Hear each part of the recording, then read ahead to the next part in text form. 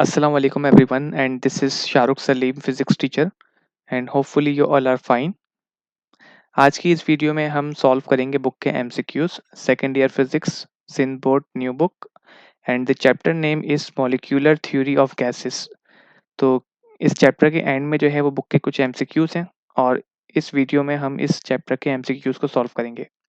So here you can see कि MCQ number 1, the relationship between temperature and average kinetic energy of particles in a gas. तो क्या होता है relation, ये आपसे पूछ रहे हैं। तो अगर हम बात करें टेम्परेचर और एवरेज काइनेटिक एनर्जी के बारे में, तो ये होती हैं directly proportional to each other. तो यहाँ पर जो करेक्ट ऑप्शन है ये आपके पास कौन सा है? Correct option is option B, right. तो ऑप्शन बी जो है वो इसका इसमें करेक्ट है कि temperature is directly proportional to average kinetic energy. फिर इसके बाद देखिए MCQ number 2, standard conditions of temperature and pressure. इसको हम कहते हैं S T P. S T P means standard conditions of temperature and pressure refer to a gas. तो ये होता है आपके पास 0 degree centigrade temperature and standard pressure जो होता है वो होता है 1 एटमॉस्फेयर एट सी लेवल। तो इस तरह से आपके पास एमसीक्यू नंबर 2 का ऑप्शन ए जो है वो इसमें इसका करेक्ट है। After that MCQ number 3, if the temperature is kept constant and the volume of a gas is doubled, then the pressure of the gas is। तो क्योंकि यहाँ पर इसका टेम्परेचर जो है वो कांस्टेंट है, तो इट मीन्स ये रेफर करेगा बॉयल्स लॉ को।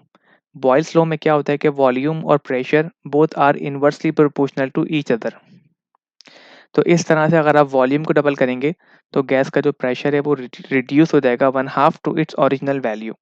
तो इट मीन्स ऑप्शन ए जो है वो इसमें इसका करेक्ट है। एमसीक्यू नंबर 4 देखिए, Avogadro's number in the is the number of molecules in. तो उसमें होते हैं आपके पास 1 मोल ऑफ अ सब्सटेंस। तो एवोगैड्रो नंबर जो है बेसिकली वो 1 मोल को शो करता है। तो इस तरह से एमसीक्यू नंबर 4 में ऑप्शन ए जो है वो करेक्ट है। इसके बाद देखिए एमसीक्यू नंबर 5 के मीन ट्रांसलेशनल काइनेटिक एनर्जी पर molecule of an ideal gas at temperature T is. तो अगर हम बात करें मीन, जैसे हम एवरेज ट्रांसलेशनल काइनेटिक एनर्जी भी कहते हैं, तो ये होता है आपके पास 3/2 के टी के इक्वल। 3/2 जो है ये नंबर है, के मीनिंग होते हैं बोल्ट्जमैन कांस्टेंट और टी शो करता है टेम्परेचर को। तो इस तरह ऑप्शन ए इसमें करेक्ट है। फिर इसके बाद देखिए MCQ number 6, the normal human body temperature is.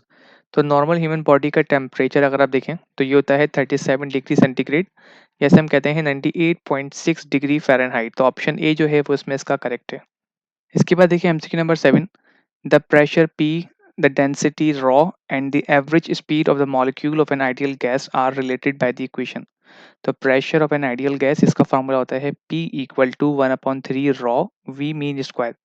तो इस तरह से ऑप्शन सी जो है वो इसके लिए इसका करेक्ट है। इसके बाद देखिए एमसीक्यू नंबर 8 कि in air at S T P the average speed of. तो एस टी पी के मीनिंग क्या होते हैं? Standard temperature and pressure. तो एवरेज स्पीड जो होती है मॉलिक्यूल की वो डिपेंड करती है कि आपके पास मॉलिक्यूल जो है वो कितना लाइटर है। तो जितना लाइटर आपके पास मॉलिक्यूल होगा उतनी ही ज़्यादा जो है वो उसकी एवरेज स्पीड होगी। तो इन सब में से अगर हम देखें तो आपके पास ऑप्शन डी जो है वो इसमें इसका स्टेटमेंट करेक्ट है कि हीलियम जो अगर आप देखें तो हीलियम की जो स्पीड होगी एवरेज वो ज़्यादा होगी as compare to oxygen and nitrogen, क्योंकि जो उसका एटॉमिक मास है, जो उसका एटॉमिक नंबर है वो कम होता है। तो इस तरह से एमसीक्यू नंबर 8 में ऑप्शन डी जो है वो इसका इसमें करेक्ट है। फिर इसके बाद देखिए MCQ number 9, if the absolute temperature of ideal gas is increase 3 times then RMS के मीनिंग होते हैं root mean square velocity of the molecule will be. तो यहाँ अगर आप देखें तो ये होती है directly proportional to square root temperature. तो अगर आप यहाँ पर 3 टाइम बढ़ाएंगे टेम्परेचर को तो रूट मीन स्क्वायर वेलोसिटी जो है वो भी √3 टाइम्स होगी। तो ऑप्शन सी जो है वो यहाँ पर इसका करेक्ट है। लास्ट एमसीक्यू देखिए इसमें, a gas is enclosed in an isolated container which is placed on a fast moving train uniformly, the temperature of the gas। तो यहाँ बात कर रहे हैं आइसोलेटेड टेम्परेचर की। आइसोलेटेड के मीनिंग क्या होते हैं? एक ऐसा टेम्परेचर, एक ऐसा कंटेनर जो एनर्जी को ट्रांसफर नहीं करता, ना तो इन करता है ना ही आउट करता है। तो इस तरह पे जो इसका टेम्परेचर है गैस का वो क्या रहेगा? सेम रहेगा। ऑप्शन सी करेक्ट है इसमें। इस तरह पे हमने आज की इस वीडियो में जो है वो सॉल्व किए हैं बुक के MCQs chapter number 15 molecular theory of gases. I hope so आप सबको यहाँ तक क्लियर भी होगा।